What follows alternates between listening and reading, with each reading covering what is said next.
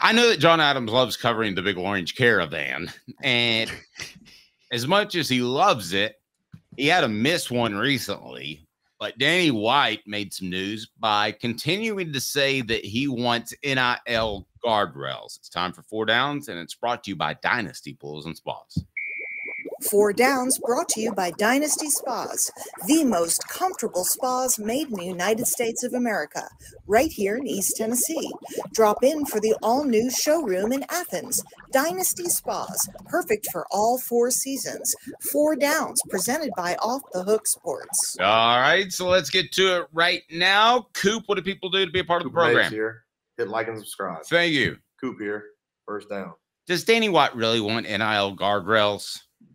Or is he just saying that to toe the line with the rest of college football, John?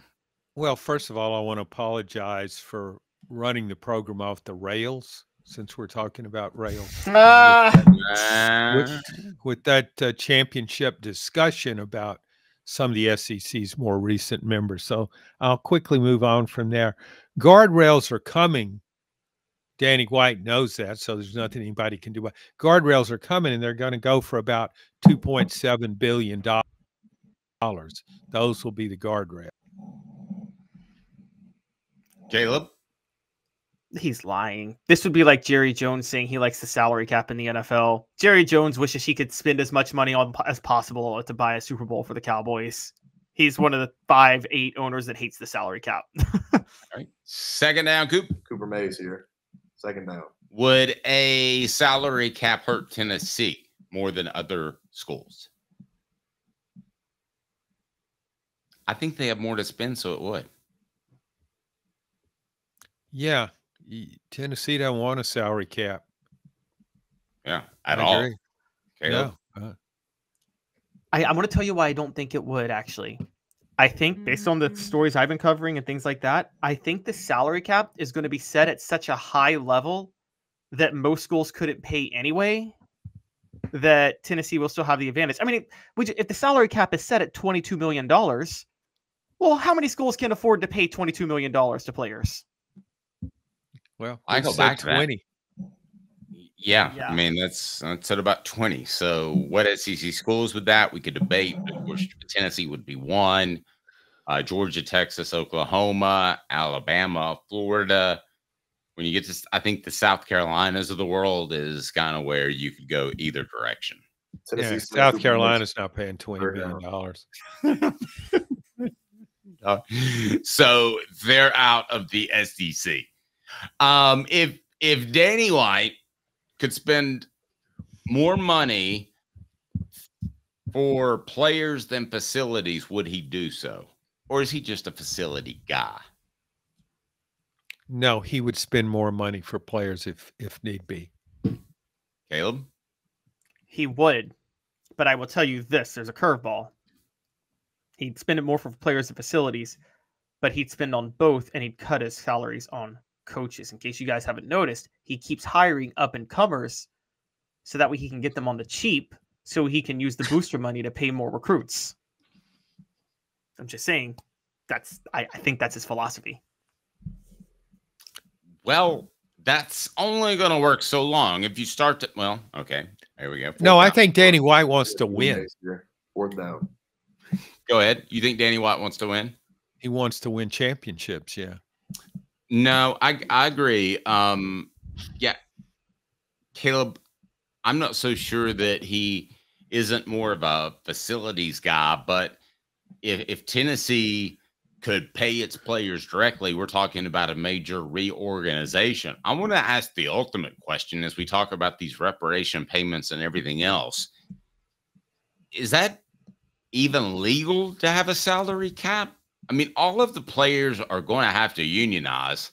I mean, I don't want to get too sidetracked on that, but I just don't see how this is possible. Well, you do it. I mean, you do the NFL model. You have a union, you have a collective bargaining agreement. That's what it comes down to. Also in the agreement, players may come up with, we don't have to go to class all the time either. That's what I was getting ready to ask you. Are we just going to talk about their employees just like a professor or a janitor on campus? Yeah. I think that's pretty much the case. I mean, there's still the elephant in the room, though, of Title IX, and they got to work out how this is not going to be in direct violation of Title IX to allow these football players to get paid this amount of money. Well, and also direct violation, as Travis points out, of just the fact that this is a capitalist society, a free market society. It seems illegal to me. Yeah, a lot of people like to say we're a capitalist society, and then when athletes maximize their value, they get mad. Well, I mean, my point is, though, I just don't see how you could have a salary cap with the collective bargaining association, and instead of, however many players you have in the NFL, John, you've got, 10 times more in college football? How are you going to get all those guys on the same page in any short time frame? We may see roster reductions. How so and why? Well, just the NFL model. You think the NFL wants 85 guys on its roster? I mean, it don't want to pay those guys. That may be what happens with colleges. You don't want to pay that many players. And see, Caleb keeps bringing up Title IX. If you cut back on how many football players you have, then that helps balance the equation toward the female student athletes. Gosh, I'm all for equal opportunity, but I would hate to see an 85-man roster get cut. Now, from Danny White's perspective, though, again, and this is why I keep saying the Moneyball era, what do you guys think of the idea? I agree, John, he wants to win. But what if Danny White's philosophy was, knowing NIL was coming, I get the coaches on the cheap so I can spend the money to get them the players. And then once they win because they got the players, yeah, I'll have to pay money to the coaches, but then there will be a discount to play for the coaches because they are proven winners. And then I'm not arguing that, Caleb. My thing is, though, I don't think they're shortchanging the coaches or hiring young coaches just to save money, because if they gave everybody a significant raise, it'd only be about $1 million. I mean, to me, those aren't big numbers for them. Well, no, you look at Tennessee's main coaches. Tony Vitello is one of the highest paid baseball coaches in the country. Same for Rick Barnes in men's basketball, and Josh Heupel in football is up to $9 million. So it's not, Tennessee isn't going cheap on coaches anymore. It used to. Now, it did make an exception in the women's hire, but it couldn't get big name coaches interested in that job. And so, Danny White went out and got what he thinks is an up and comer in Kim Caldwell, and maybe that will work out, and he's paying her less. But overall, Tennessee usually paid coaches more to leave than to coach. Well, I think what Caleb is referring to are the assistant coaches, saving money on the assistant coaches that he's brought up through the system, right? Caleb, am I right? No, I'm referring to the head coaches. Okay. Yes, Josh Heupel. First of all, Tony Vitello and Rick Barnes. That was before Danny White got there. I think if Danny White had his choices, he probably wouldn't have done that. But maybe Vitello. But I think with somebody like Josh Heupel makes $9 million now. He was cheap when Danny White hired him, and then NIL kicked in right when Danny White hired him, and they were able to go get Nico and a bunch of other players. And now he's up Josh Heupel's salary, but he's up Josh Heupel's salary after getting the recruits in. And if Heupel wins this year, you could start to see a Heupel discount, particularly for offensive players. John, well, to me, Danny White is knowledgeable enough about athletics. To me, in college sports, you get the best coaches and you win. So I don't think you can go cheap on coaches. You've got to try and get the best coach. Alabama paid a lot at the time when it hired Nick Saban, and look at how that worked out.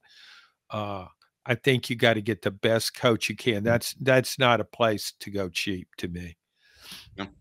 John, have a fantastic weekend. We certainly appreciate your appearance, brought to you by our good friends at Newbert Collision Center. Newbert Collision Center, for over 50 years, Newbert Collision Center has East Tennessee's best choice for quality repair work and fantastic customer service. Joe Newbert Collision, JoeNewbertCollision.com. John, thank you, sir. And how many championships have Vanderbilt and Ole Miss won combined in SEC football in the last 50 years? In previous conferences.